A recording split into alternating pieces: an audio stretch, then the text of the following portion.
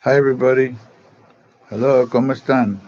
I'm a little late, perdón. Tuve un poquitito tarde. Sorry. Mhm. Mhm.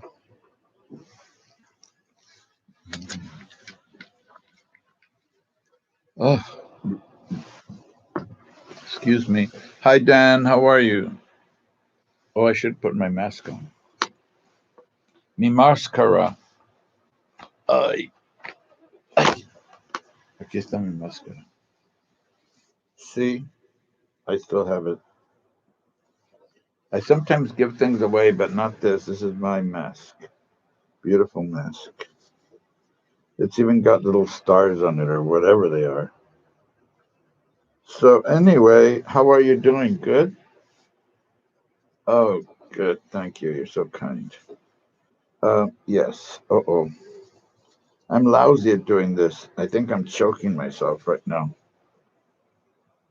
Oh, boy. Okay. Oh. Hi. Hello there. Okay, let me see if I can bring in the camera. Oh, there you are. Hi. Hi. How are Here you? we all are. I know. Hi, guys. Hi, everybody. Hi. I don't know what Rosie and they'll come right now. Mhm. But we watch you every day. Oh, that's cool. And they're liking all the stuff you make. Oh, that's nice. And Okay. stop. I gotta take you off because then I can't see anybody else.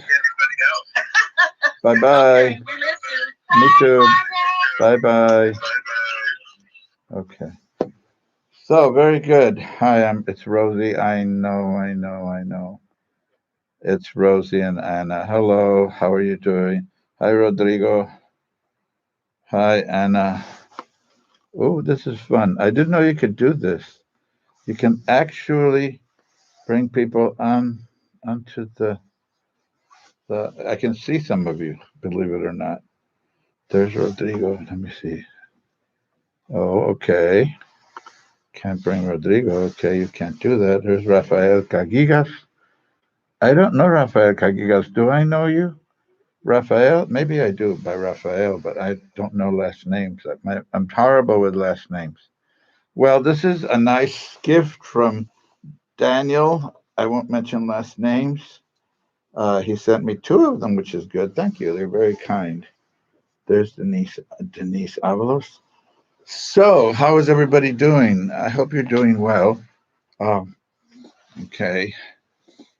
Yeah, I'm doing okay today, except it's freezing. Is it hot? I heard it's hot in LA or that area there. I wish I was in hot weather. I don't like cold weather. I don't know why.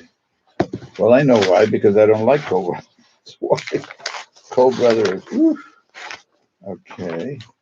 So today I have a prayer of the Virgin Mary for occasions like we're in now, and this is for the protection of your family. Today I'm dressed in my work clothes because it's, well, I shouldn't be working, but it's relaxation clothes. Sunday. And then somebody gave us Netflix, but we have to go all the way across to the other side of a convent. So we have to go outside, freeze, and then go inside and defrost, and then we can watch Netflix. We don't watch anything bad. We watch good movies, uh, like Extraction. Well, that's not a good movie. That's it's just a lot of boom boom stuff. And I like Indian movies. If you ever want to see good movies, there's one movie called Bahibabal or something like that, and it's much better than American movies. You see, like in American movies, you see like about 10,000 people running at whatever, and here you see like 100,000 people running at each other. But I like Indian movies, and Indian movies, they're not bad. They don't have any goofy stuff like we do that they put in just to make people watch it. But it's they always have a dance. They have to dance. I'm already pretty good at dancing, you know, and so I it's good exercise while they're dancing. You mimic them. But yeah, that's what I do once in a while. I don't have a lot of time because I try to prepare this as best as I can. So we have to go through all kinds of stuff. So we'll have a prayer first. Remember, this whole thing's a prayer, okay? Whatever we're doing now, it becomes a prayer. And then after you leave and you do your daily duties, just before you're going to do something, say, God, this is a prayer for you. And it becomes a prayer.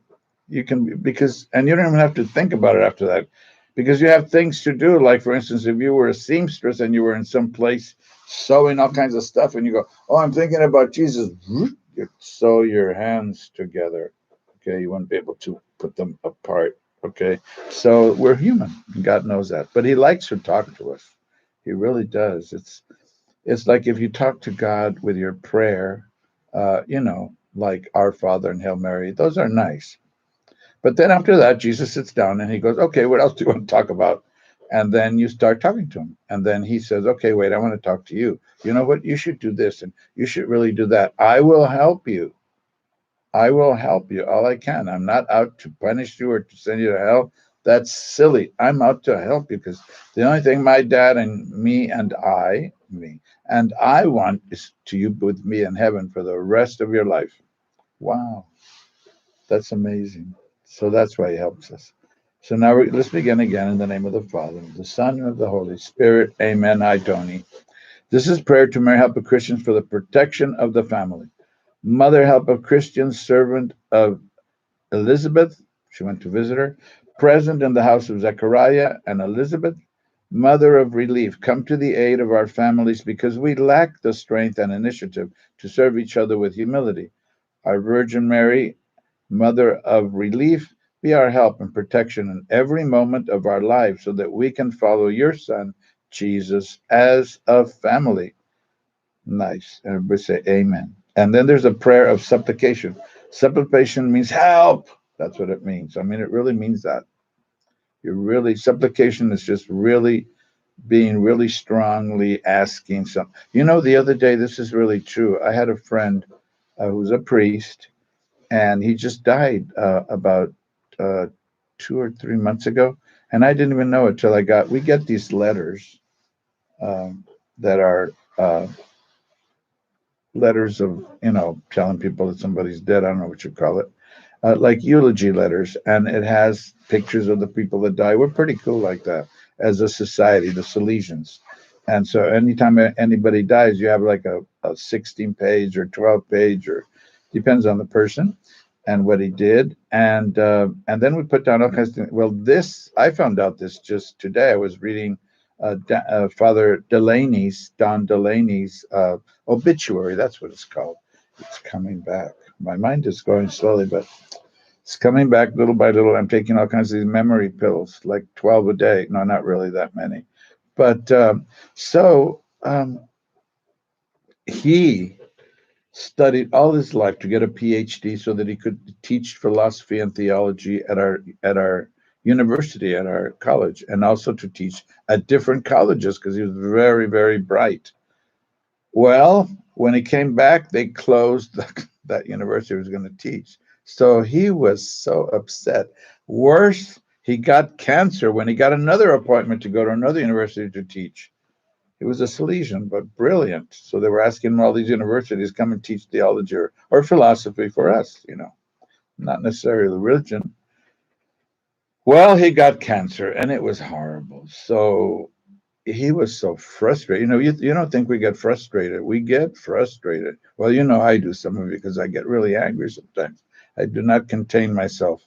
And so he went in front of the tabernacle and yelled at Jesus. He goes, what are you doing? Just when I wanted to do all that I wanted to do and that you gave me all these talents, what the heck's going on with you? And then he got well at that instant. This is a true story. So help me up there. Yeah. Can you imagine? That's funny. And he lasted for many, many years after that. He was a little younger than myself. I knew him when he was in our college studying. He was always bright, not like me. But anyway, no, I was kind of bright too, a little bit here and there. So this is a prayer, all that for a prayer of supplication. Jeez. Okay. Blessed Virgin Mother of God, I, though unworthy sinner, prostrate at your feet in the presence of Almighty God, I offer you this my heart with all my affections. I I I love you and I want to be always yours and your sons. Jesus, accept this humble offer You have always been the helper of Christian people. Oh, Mary, much of the extreme predicament in which I find myself. Queen of Heaven, in your hands I lay my cause. I know well that in desperate cases your mercy is more powerful and nothing can resist your power. Reach me, my mother, the lack of grace I ask of you, if it is to the liking of my God and my Lord. Amen. So ask her to help us out a lot, especially today. Well, now we'll have the joke of the day. These are mother jokes, mommy jokes. Okay, this little boy is really sad. He comes home to school and he looks at his mom and says, Mommy, they're calling me werewolf at school. She goes, That's all right, son. Go into your room and comb your face. Okay, that's a kind of a silly little joke for the kids. Yeah. This other kid was coming home and said, Mommy, they're calling me selfish and interested at school, that all I want to do is do things for money. And she goes, Really? He goes, Well, who's doing it? He goes, Give me $5 and I'll tell you who. Okay, that's another crummy joke. Okay, those are jokes. I mean, they're not really that funny. I like the other jokes I said the other day better, but it's hard to find good, clean jokes. It's hard. Well, my favorite is the one about the little boy who I told you this, but this is my favorite of all the jokes. This is my favorite. I already told you the joke. There was this little boy who was just horrible. He was a monster, and he lived. I told you this one, huh? Yes, Yolanda. So, hi. So, hi, Tony. So, this kid is a monster. Okay, and he's mean at home. He's mean to his brothers and sisters. He's mean to mom and dad. He won't obey them. He's only 8 years old and he's already a monster. And at school, he beats up on the little boys and pulls the girls' hairs. And she just angry, a bad little boy. So then the mother doesn't know what to do with him. So he comes in one day and he says, "Oh, mom, look, I found this magazine and look at this beautiful bike. Can I have the bike?" And then she looks at him and says, You're a bad boy. You may not have the bike. And she starts crying and then she feels sorry. She's a good Christian mom. And then she goes, Okay, go into your room and write a letter to God. So then he goes, Oh, that's a good idea. He'll get it from me. And so he runs into his room and he writes, Dear God, I am a good boy. Please send me the bike. You know what it looks like. Signed, da da da da. And he goes, That's not going to work. So throws it into the trash. Another letter. Dear God, I'm a good boy sometimes. Sometimes I'm a bad boy. Just get me the bike. Signed, who knows? It's going to work. Then he gets another piece of paper and he starts writing, Dear God, I am a bad little boy. I don't care. Who cares what I did, this bad thing and that bad thing? Just get me the bike. So he wrote 3 letters, one saying he was a good boy. I'm repeating it for the people who just came in, Art. And the other one is I'm kind of having good. Then the last one's I'm just bad. So all those letters he's writing to God, he knows he's not going to get the bike. So he has to try something new. So he's thinking, what am I going to do to get that bike? I'm a bad boy and my mom doesn't want to get it for me. I'm writing to God and it looks like he doesn't want to get it for me. So then he thinks, I got it. So then he goes out to his mom and says, Mom, I want to go to the church. And he already has his little coat on, little heavy coat. And she says, Okay, let's go. She goes, I want to go by myself. She goes, You're only 8 years old and you might get hurt. She goes, No, you can see me through the window. I'll make sure I won't get hurt. She goes, Okay, thinking, he's changing. So he goes to church, goes up the stairs, goes into the big church, and he looks around and looks around and looks around. And he's looking for something. And he finds it, a little statue of the Virgin Mary, this big.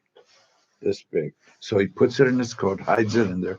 He goes home. He passes his mom. Hi, mom. He goes into his room, puts the statue down, gets out a piece of paper, gets his pen. Dear God, I got your mom. If you ever want to see her again, you get me that bike. And he puts down, you know who. Did you like that joke? You heard that before, I know. That's my favorite joke of all times. So enough jokes. That was a joke for the day and for the month. Okay, now we're going to read from Platero y Yo, that really nice book. It's written really for adults, but it seems like it's a little child's book. But it has so much in it about humanity, about being even Christian. Really, it has some Christian elements because he is Christian, the man who wrote this. But it's not purposely in there. He didn't want to write a book of morality. He wanted to write a book that was universal, that when you read it, it fit your environment, it fit your world, it fit your nationality, it fit your race. And so he gets the Nobel Prize, the best literary prize, the best prize for writing, okay, in the world. And he got it. He was a Spaniard, but he moved out of there because there were a lot of political controversial elements he didn't like. So he went to live in Puerto Rico, and then he got that award. Amazing. But this is about the little donkey, and I'm just going to describe him. I always try to describe him from the first chapter because sometimes we forget what he looks like. So I'll just read a little bit of the first chapter, and then we've already taken the kids and all their poverty, and we talked about the eclipse of the sun and how it. But it's beautiful. It's just sheer, almost poetry. Okay, it's prose, but it's very poetic. Okay, here we go. Just a visual. He's got nice drawings in there. Nice drawing, nice illustrations. I don't know who does them. I never found out. Hmm. Mm-hmm. Nope, it doesn't say who illustrated them. But anyway, he probably did. Okay, Platero is small, fluffy, soft. So soft on the outside that one would say he is all cotton, that he carries no bones, only the jet black mirrors of his eyes, as hard as two scarabs of black crystal. So very, very shiny. And you know those ugly little insects over there, they were like they looked like cucarachas and they were cockroaches and they were in all those movies about the mummy, those really shiny little ugly things. Well, his eyes are like that beautiful, big, gigantic eyes, black eyes. Okay, then he says, I let him loose and he runs to the meadow, warmly, hardly touching them. He brushes his nose against the tiny pink, sky blue, and golden yellow flowers. I call him sweetly, Platero, and he comes to me at a little trot as though he were laughing. I do not know within what fancy world of jingles. He eats whatever I give him. He likes oranges, tangerines, muscatel grapes, all amber, purple figs with their crystalline, tiny drops of honey. He is tender and cuddly as a little boy, as a little girl. But inside he is strong and dry as a bone. Okay, we'll stop there. Now you know what this little donkey looks like. Now we're going to see the world through him and through the person who owns him. Okay? So remember, a little donkey, and it's only the short chapters. This is classic literature, Nobel Prize winning. I hope you like it. It's very poetic. This is called Chills. Remember, it's a translation, so there's a lot kind of missing sometimes because the translations might not be that good. But this fellow who translates is very good from the Spanish. This is called Chills. The moon moves with us, large, round, pure. In the drowsy fields, one can see vaguely some manner of black goats among the brambles. Someone hides, silent as we pass. Over the fence, an immense almond tree, snowy white, with blossoms and moonlight, in its top clad with white cloud, shadows a path, shot through the with March stars. There is a pungent aroma of oranges, dampness, silence, the glen of the witches. Platero, it is so cold. Platero, I do not know if because of his fear or mine, breaks into a trot, jumps into the stream, steps upon the moon, and breaks it into pieces. It is as if a swarm of clear crystal roses entangled his trot, trying to hold him back. And Platero trots up the slope, shrinking in his croup, as if someone were about to catch him, already feeling the soft warmth, which never seems to arrive, of the village now approaching. Nice. I think we read this yesterday. I'm not too sure. 2 days ago. Well, I'll do kindergarten. Remember, this is the life of us, through a little donkey, and even the donkey put some situations as if the donkey were a little boy. And he's describing sometimes people and the way they act, and sometimes they don't have reasons for their meanness. Because this is called kindergarten. If you would come, Platero, with other children to kindergarten, you would learn your ABCs and you might even learn to write your name. You would learn as much as the donkey of the wax figurines, the friend of the little mermaid of the sea, who always appears crowned with cloth flowers through the mirror that shows her all pink, flesh, and gold, in her green element, more even than the doctor and the priest of Palos Platero. But though you are only 4 years old, you are so big and so ungainly. In which little chair would you sit? At which desk would you write? What book or what pen would be sufficient for you? In which part of the choir would you sing? Let us say, the creed. No, no, Domitilla. Always dressed with her habit of Father Jesus of Nazareth, all purple and a yellow rope, like Reyes, the fishmonger. She would most probably keep you for 2 hours on your knees in a corner of the sycamore patio, or she would hit you with her long and dry reed on the hooves, or she would eat the quince jelly of your merienda, or she would hang a burning paper from your tail, and she would make your ears as red and hot as the ears of the harness maker's son when it is about to rain. No, Platero, no. Come with me. I will show you the flowers and the stars, and no one will laugh at you as they laugh at slow children. And they are not going to put on you, as if you were what they call a donkey, the big hat with painted large blue and red eyes, like those of rich river barges, with ears twice as large as yours. Nice. Talking about his childhood too. Sometimes people embarrass people, like the teacher there that he's describing. And they used to use a little twitch, and if you didn't know your ABCs, they pack until you learned them. I know that happened in Sierra Leone when I was there, um, like a missionary. Other people say I was only there 5 weeks, but yeah, what's neat is that God is so good to me. I can tell you, all the things that I've wanted have taken. Some of them have taken years. When you ask God something and he goes, not now, maybe 50 years from now. And it's true. I always wanted to be a missionary. First of all, I didn't want to be a Salesian. Isn't that horrible? And now I is one. And now I are one. I mean, now I am one. And I wanted to be a Franciscan because I loved the missions. In fact, when I was a little boy, they made us, do missions. I'm sure some of you, even in public schools, they have them do. It's part of history.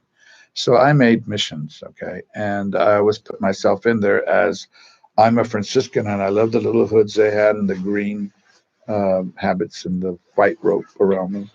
And I said, one day I'm going to become a Franciscan, I think. You know how we were all Catholics in our neighborhood, so it was all like a little ghetto. So we all thought that was our world. And everybody wanted to be a priest or a nun when they're kids. So then I went to Salesian High School, and well, I went for 8 years with the Benedictine priests. In fact, I just talked to my pastor last night, ex-pastor, of course, and he became the abbot of their monastery. I also wanted to become a Benedictine, maybe for about 10 seconds. And then the Salesians got a hold of me because I went to Salesian High School, and then I became a Salesian.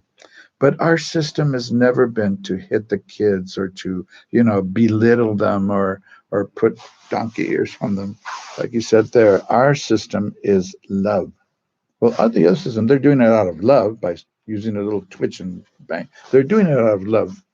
But our love is the love of Jesus type of love. You're rough and all that, like Jesus was once in a while with the kids, so they behave, but you always give them reasons for why they're being punished. You always love them all the time. That doesn't mean the mushy stuff, but by doing things for them, you're showing them love. You're showing that love that it's not if you do this and I'll do that. No. It's just trying to do the best for the kids and trying to, if you're in a club, trying to make them good citizens of the United States of America and good Christians of any Christian church or any religion they're in. We had a kid who was a sheik and not a sheik. I forget what they call him, but he was of Arab descent, and he was in this religion, and he was working for us, and we respect that, and we respected that, and that's good. We're very ecumenical, accepting all faiths as best as we could, as long as they're not brainwashing people. Okay, so so as I was saying, we have a very nice system of education. So I became a Salesian. Um, it was tough for me for a while because I had never been. I didn't go to a seminary high school. I went to a regular. Well, they were all regular, but I went to Salesian outside, and we all had friends, if you know what I mean. And it was kind of rough for me to go into an atmosphere in the seminary where there were all guys, and it was kind of like interesting. But I got used to it, and then I began asking God for favors, like, gee, I'd like to be a missionary. Well, that was back in 1963, 64, 65. And it wasn't until the year 2011 that somebody said, why don't you go to Sierra Leone and see how you like it? So I did. It's amazing. I felt like, wow, I got my dream. And then being a theater major, I always wanted to be in a movie. I said, one day I'm going to be in the movie and get the Raspberry Award, the worst award for the worst acting in the, well, a few years ago, I was pastor at St. Mary's Church, and I was doing a lot of stuff for the kids in my desk. If you looked at my desk right now, you would be shocked. There's papers all over the place and things I have to do. And so the director came in of this movie that we're going to film. Our church was famous for filming movies. If you saw Blood In, Blood Out, that cult film about Mexican Americans, they killed somebody in our church. And I don't know what you call that guy who does. He does. It's an African American, and he does. What do you call them? Well, videos, but they're all rock videos and all that. He raps. He's a rapper, very famous, and he did something in our church too. He liked our church, uh, and so our church is very. So this man comes in from USC. He's a professor. I didn't know who he was. He was the first one to win a Russian Academy Award in Russia, of course, and for American film. Really a nice person. And his name is Kagan, okay, Mr. Jeremy Kagan. He did The Chosen, if you saw that movie a long time ago, about the conservative Jewish kid and the Reformed Jewish kid. It was a beautiful film with Bobby, I forget his name. Um, but so anyway, he came. This is 19. Remember, I asked way long time ago, and this is already 2015, 2013. And so the director comes in and says, "Oh," he says, "Father." So we're talking about kids, and this movie is about a kid who who his gun goes off, and he hits Noah Wiley. Do you know who Noah Wiley was from ER? He didn't become as famous as the other guy from ER. What was his name? The I forget his name, but anyway, he's really famous. So, Clooney, yeah, both of them were in that ER thing, and Clooney became super famous, and this other guy was kind of famous. Well, he was in the film, and he gets shot in the back by this little.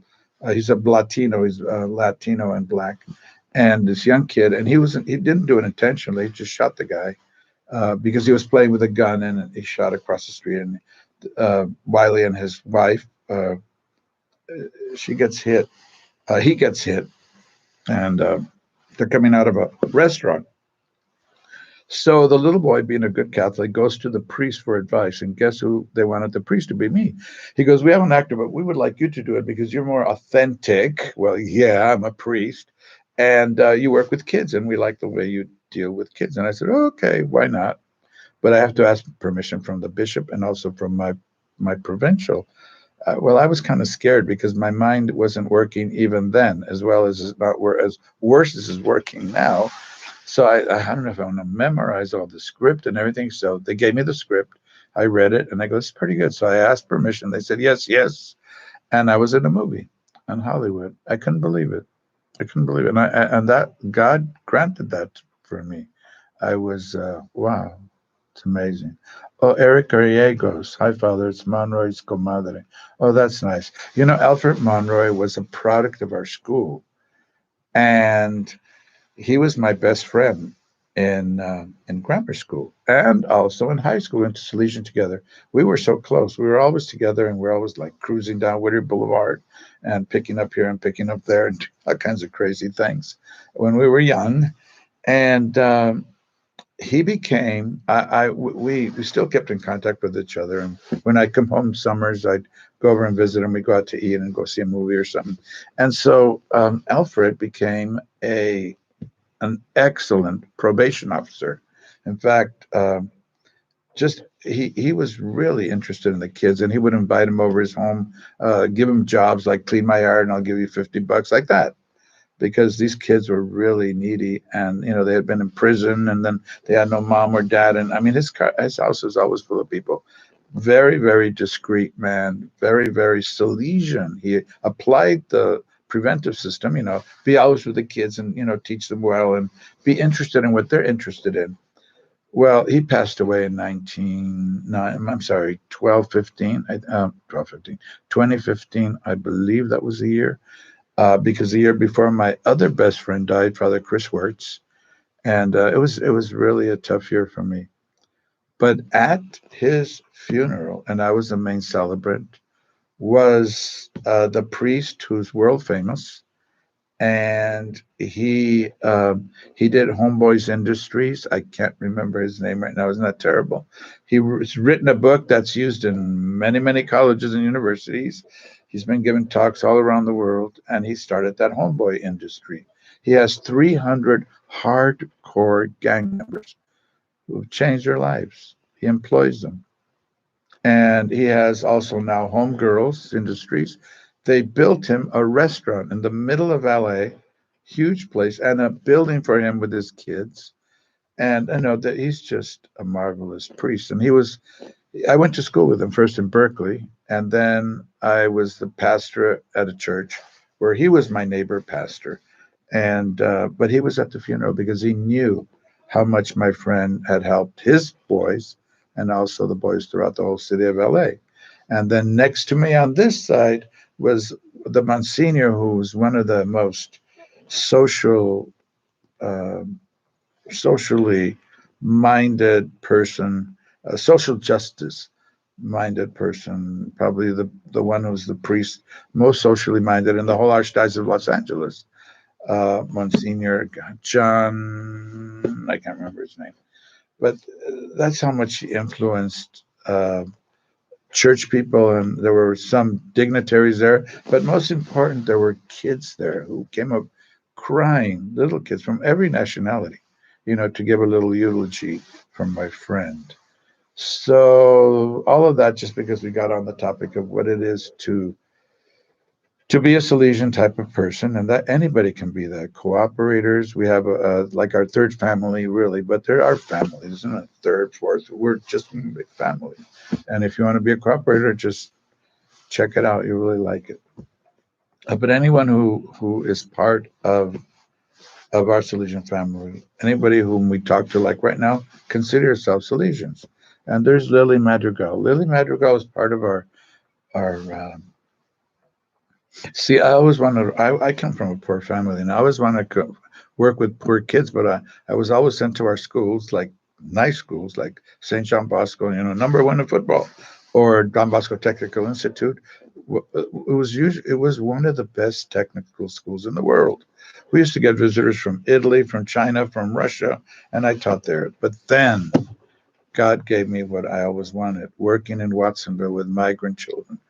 And I took over a work that was done by one of the best priests I've ever met. And fortunately, he had to go back to Costa Rica. But he was there in 1968, 69. He started this club for migrant children, where in other churches, it's sad to say, they were kind of frowned. Don't come to our church. Go to the church across the river. That was his feeling there, believe it or not. And so this priest comes in. He had 100 communions every year, and then a lot of people making their confirmation because they didn't have any other place to go, and he gave them accelerated courses, and he gave them in Spanish and he was and English and he did work for the parents, and he started the Penny Club.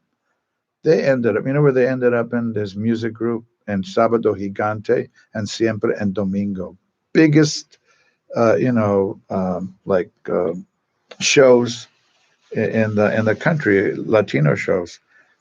And one of his kids is now the lead singer of Santana.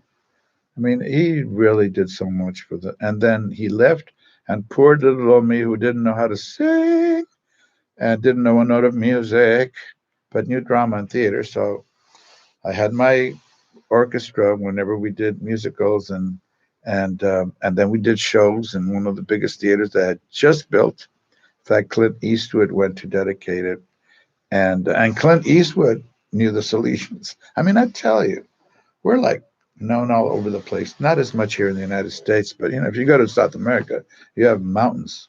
Don Bosco Mountain, Mary Help of Christians Mountain, Don Bosco Street, Mary Help of Christians Avenue. Just really known. But the reason why Clint Eastwood knew us is because I think I told you that story yesterday. Because of a priest that he met, made such an impression on him when they were doing Dirty Harry that he told the priest, "I want you in the movie. You go over there and you close those doors. Somebody's going to shoot you." I mean, pretend. And he goes, "Okay." So he did, and he's in the movie. And Clint Eastwood always remembered him because when he was passing away, I happened to see Clint Eastwood walking out of the building where we had dedicated our group. Really entertained the whole city, and then he was walking out of a mansion that we both were attending, an after party. And so I went to him and I said, "Did you remember Father?" "Oh, of course I do, Father Sloan." He goes, "Yeah." He goes, "How's he doing?" I said, "He's dying." And he goes, "Oh," and he was really sincere. He goes, "Oh, I'm so sorry," because I like the guy, and it was really. If you knew Father Mozzarero, you would like him too. He was really loud. He goes, "Hey, how are you, Father Jesse?" And he'd grab you and choke you and everything. Very Italian. Sorry, no, it's in the good sense. So yeah, it was. So my life has been really. Why am I talking about my life? Is that interesting? Not really. Yeah, it is. I mean, I don't ask for things. God just here. You want to talk to these people? Sure, go over there. Um, Somebody said, "Hey, Father, you want to meet somebody?" And I said, "Sure." And so Anthony Quinn's mother, he was a famous actress, and she passed away. But I went to visit her, and then I find out that she's from my mom's place in Mexico. So I take my mom. They became really close friends. The only thing I didn't really like were the tomato cookies that she made. She was indigenous. She says, we used to eat snake and all that. I go, "Oh, that's nice." But yeah, so I've met a lot of people in the business, and it's God. God just says, "Yeah, you're in this business. Go meet this person. Go meet that person." Yeah, it's been a great life. So anyway, now I'm going to read you the important stuff. This is not important. I'm going to read you the important stuff. This is for families. So play. Don't play. Well, don't play with your kids, but pay attention to this, okay? I'll give you a summary of what we've read already.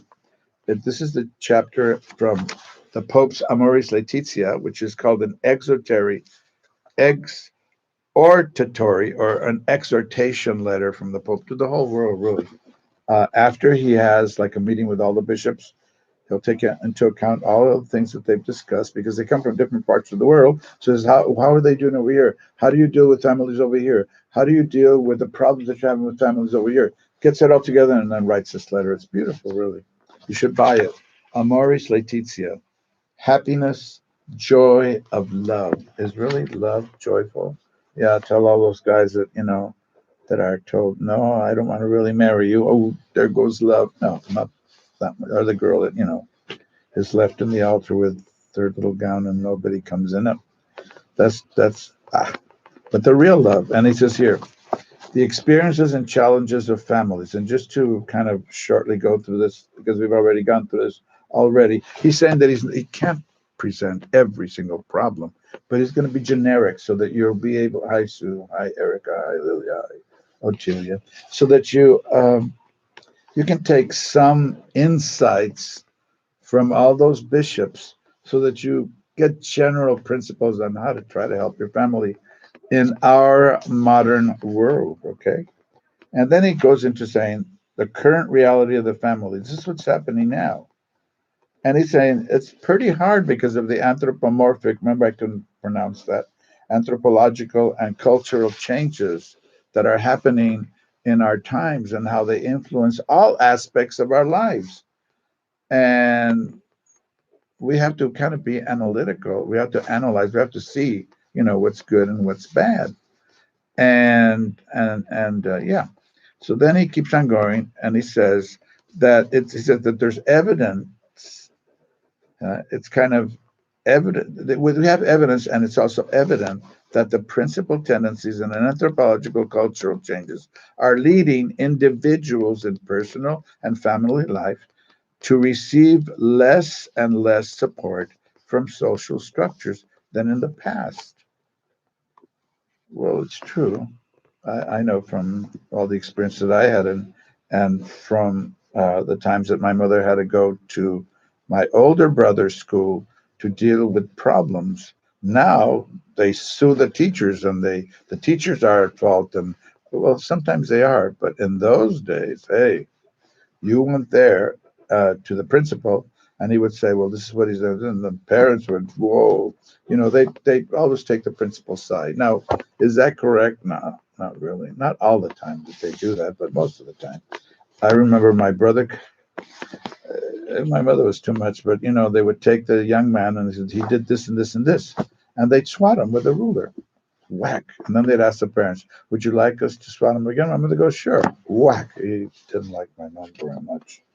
Okay, so then he says, on the other hand, equal consideration needs to be given to the growing danger represented by an extreme individualism, which weakens family bonds and ends up considering each member of the family as an isolated unit, like you're here and I'm here, and you do what you have to do in your own little world, and I'll do what I have to do in my own little world. And it's leading in some cases to the idea that one's personality is shaped by his or her desires, which are considered absolute. I was I happened to be turning the channels on our TV with the remote. I'm so old fashioned, and so what was showing on? Oh, Willy Wonka. And there's one scene where there's this little girl who her whole life revolves around herself. I want this, I want that, I want that. And I think that's why that man put her in that book, because there's people like that, you know. Uh, you owe it to me, that sort of stuff. He says the tensions created by an overly individualistic culture, cut up with possessions. This is mine, all kinds of things that we have, and pleasures. Oh, I want to be happy now. Leads to intolerance and hostility in families. Yeah. It really does. Have you seen those commercials about the guy vaping? And then you see him in the distance and he's yelling at his mother and everything, and he starts throwing things at her. That's what happens sometimes.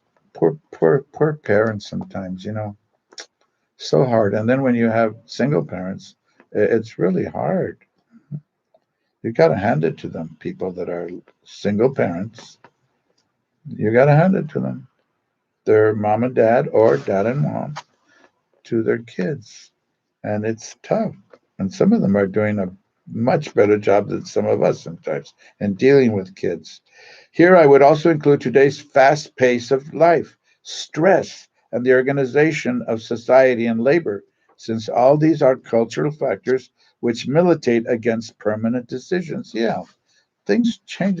You can't say, well, you do this, we're going to do this, and it goes. We also encounter widespread uncertainty and ambiguity. Well, is this really good, or is this really good or bad, or is this really just bad?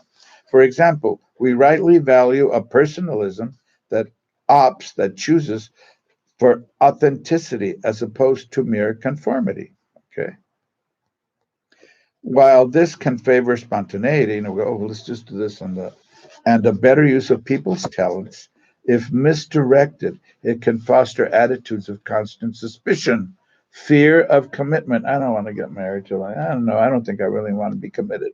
Self-centeredness. This is me, me, me, me, me, and arrogance. I'm better than all these other people. Freedom of choice makes it possible to plan our lives. That's a gift from God. We were talking about that. Freedom, we're free. And to make the most of ourselves. Yet, if this freedom lacks noble goals or personal discipline, it degenerates, it goes down into an inability to give oneself generously to others. I've had kids like that, that you help them, you do anything, you never hear a thank you. Never, never, never, never. And we do things for some kids, and then they don't do the same for other kids.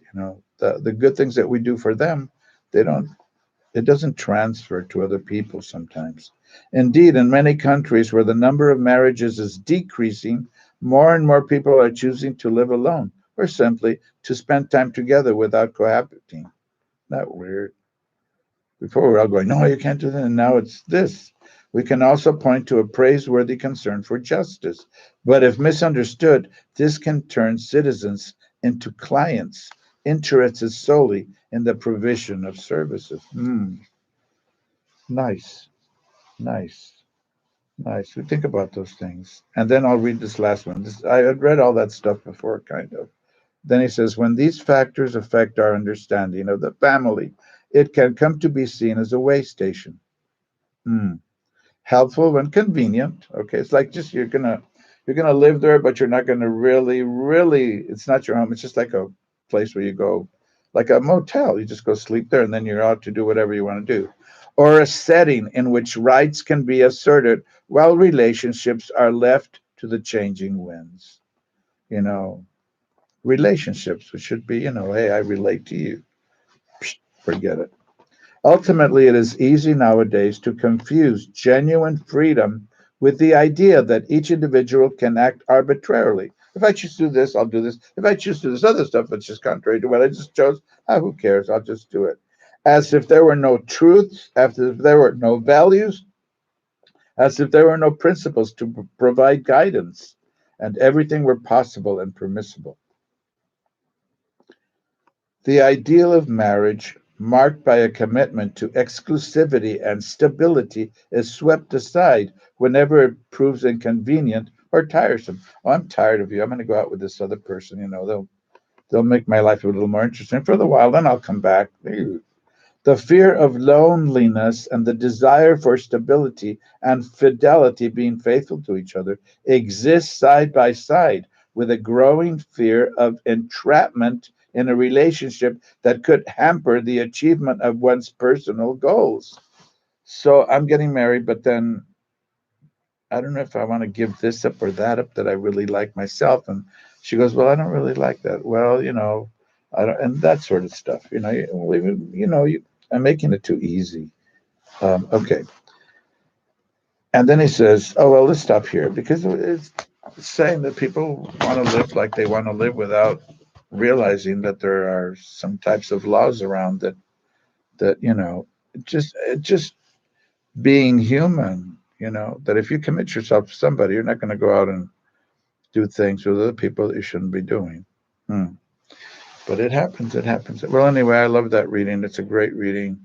I hope you liked it. I hope I didn't bore you to death today. Um, so, what can I say? So, thank you for listening, and thank you it's really for me because I know you're out there, and it makes me feel good. And I love all of you, um, really sincerely. And I don't show it sometimes. See, that's the problem. If I really, really loved you, I'd be in contact with you. I'd be typing letters to you. I'd be giving you more of my time. But guess what? There's too many of you that I know. I don't know why. I don't know why. I really don't. I make friends and then I kind of just go on my way. And I don't know if that's good or not. I don't like to, like, if I leave a place, I don't like to just keep on contacting because there's so much work to do with this new place where I'm at. Although right now, there's nothing to do here except catch up with old friends. And yeah. And the sad thing is, what it says in the book that it has to be a two-way street. There has to be a communication between people so that they can live nicely together as good human beings and friends and relatives, and also your enemies. Love them, which is kind of hard to do, but that's being Christian. And yeah, you should be blabbing all the time. The only bad thing is you can't blab back. I would love if you could do that, but it's impossible. So have a beautiful day today, and Sue to head to Tom and Trino High and Lilia. Say hi to your family. It's growing, isn't it? Yeah, it's grown already. Enough kids. Okay, we'll see you later. Have a nice weekend and pray. Okay, it's important. So I'll give you a blessing, and then you can give me a blessing too, because remember, you're all priests through baptism. Okay. May Almighty God bless you and keep you safe in the name of the Father, Son, of the Holy Spirit. Amen. And the Virgin Mary cover you with her mantle of love and protection. And may you not get sick with this pandemic, ridiculous, ugly, uh, of yeah, thing that's going on.